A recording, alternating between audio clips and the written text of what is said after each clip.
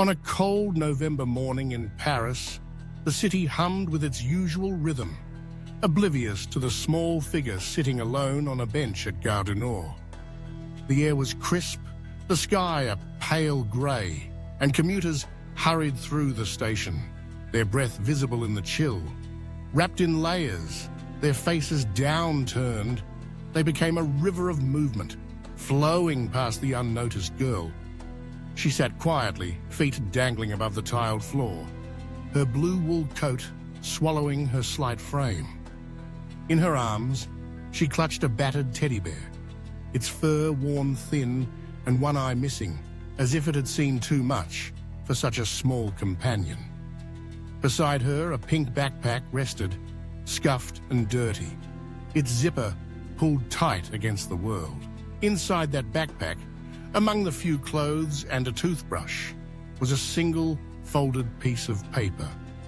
Written in hurried French, the words were simple but heavy with meaning. Me perdue. Forgive me. The girl, perhaps sensing the weight of those words, didn't cry. She didn't call out or seek help. She simply waited, her silence as thick as the morning fog drifting through the old station. For nearly 2 hours, the city's heart pulsed around her. Shoes clicked against the floor, voices echoed in the cavernous hall, and the world spun on, indifferent. Some glanced at her, curiosity flickering in their eyes before they turned away. Others didn't notice her at all. It was a janitor, sweeping near Platform 7, who finally paused. Something about her stillness, her too large coat and empty gaze, unsettled him. He knelt beside her, asked gentle questions, but she offered no answers. Her eyes, wide and blank, met his. She only tightened her grip on the teddy bear as if it alone could keep her anchored. When the authorities arrived, she remained mute. At the hospital, doctors examined her, noting she was underweight, with old bruises on her arms and legs, not fresh, but not yet healed. Her silence persisted, broken only by soft whispers to her bear, words no one else could hear or understand. With no name, no documents, and no family stepping forward, the staff gave her a new identity. They called her Claire, after the nurse who first sat by her bedside and held her hand through the long, lonely nights. Posters went up across the city, her face broadcast on the news. But days turned to weeks, and no one came to claim her. The world, it seemed, had forgotten her long before she ever arrived at the station. In the group home where she was placed, Claire remained apart. The other children, loud and chaotic, were a blur of color and noise. She preferred the quiet, sitting by the window and watching the world beyond the glass. Sometimes, at night, she woke with a scream caught in her throat. The caretakers would rush in, but she was always awake already, eyes wide, heart racing, the memory of some nightmare clinging to her like a shadow. It was months before anyone found the small piece of cloth tucked into her backpack's lining. Torn from a dress, perhaps, its edges frayed and threadbare, it bore a single name embroidered in faded blue: Sophie. When they showed it to her, Claire only stared, her expression unreadable. Then she turned away, as if the name itself was too heavy to bear. Time passed, and slowly, words began to return to her. Not full sentences, but fragments, like puzzle pieces scattered in the dark. She spoke of a red door, a narrow hallway, a woman's voice singing softly, the scent of lavender drifting through the air. She remembered the name Emily. Each memory was a thread, fragile and easily broken. But together, they began to form a picture. The staff worked tirelessly, cross-referencing missing children, piecing together the clues. Still, the mystery held. Whoever had left her at the station had vanished, taking the truth with them. The name on the cloth, the memories of fire and song, remained just out of reach. By 2005, Claire had built a new life, though the past clung to her like a second skin. Now 8 years old, she was quieter than most, but present in a way that spoke of resilience. She drew often, filling page after page with the same image: a house with a red door, a garden blooming with purple flowers, and a woman with long hair, her face always left blank. The drawings were a language of their own, a way to speak when words failed her. A child psychologist took an interest in her case, spending long hours gently coaxing her memories to the surface. One afternoon, as they looked over her drawings together, Claire pointed to the house and whispered, "It burned." The word hung in the air, heavy with implication. It was the first real glimpse into the darkness she carried. The psychologist pressed gently, asking about the fire, but Claire retreated, her body curling in on itself, as if the memory was a flame she dared not touch. Still, it was a lead.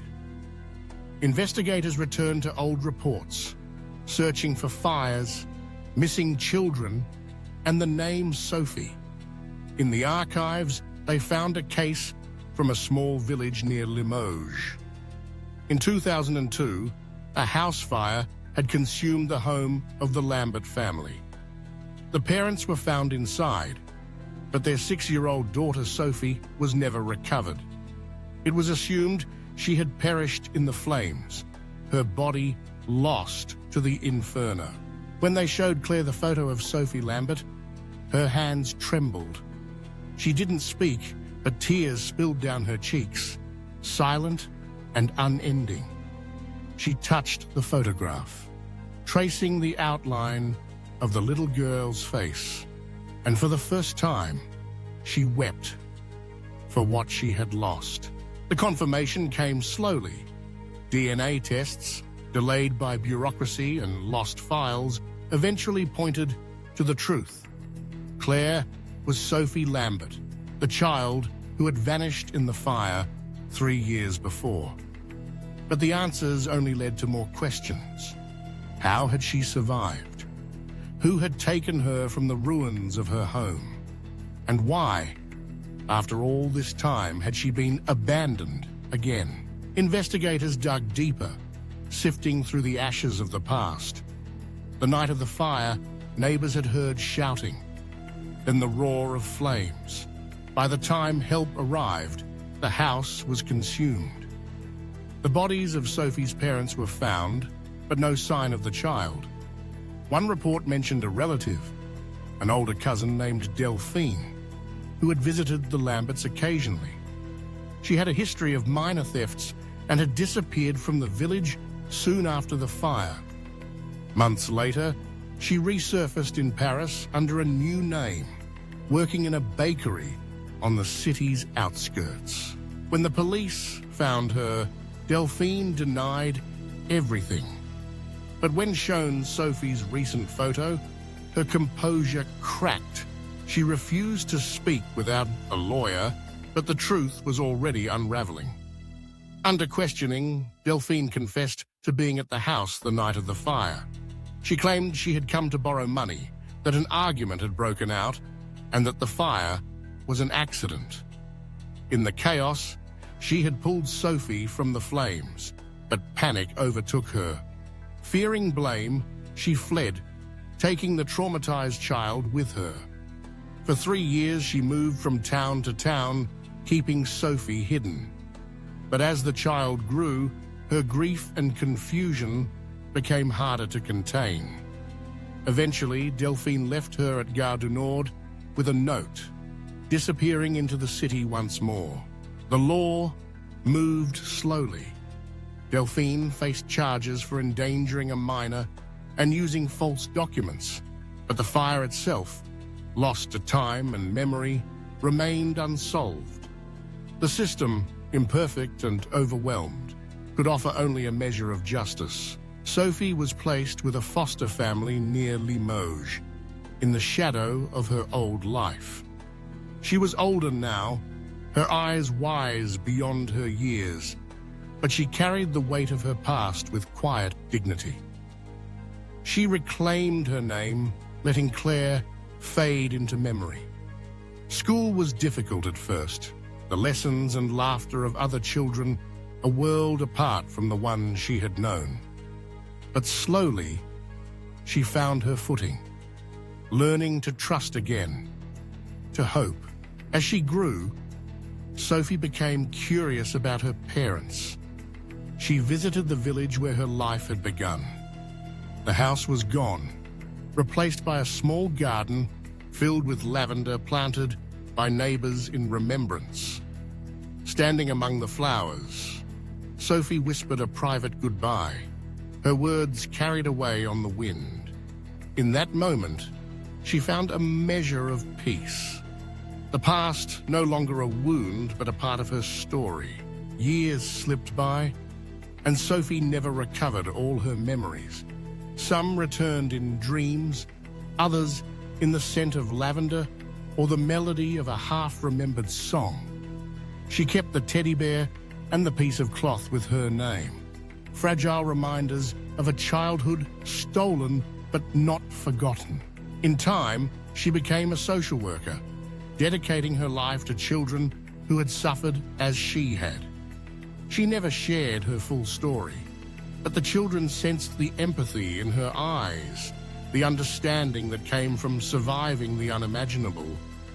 She taught them that family is not only blood, but the people who choose to stay, who offer love when it is hardest. Sophie never forgot the cold bench at Gare du Nord, the ache of abandonment, the silence that once defined her. But she learned that every journey, no matter how painful, can lead to healing.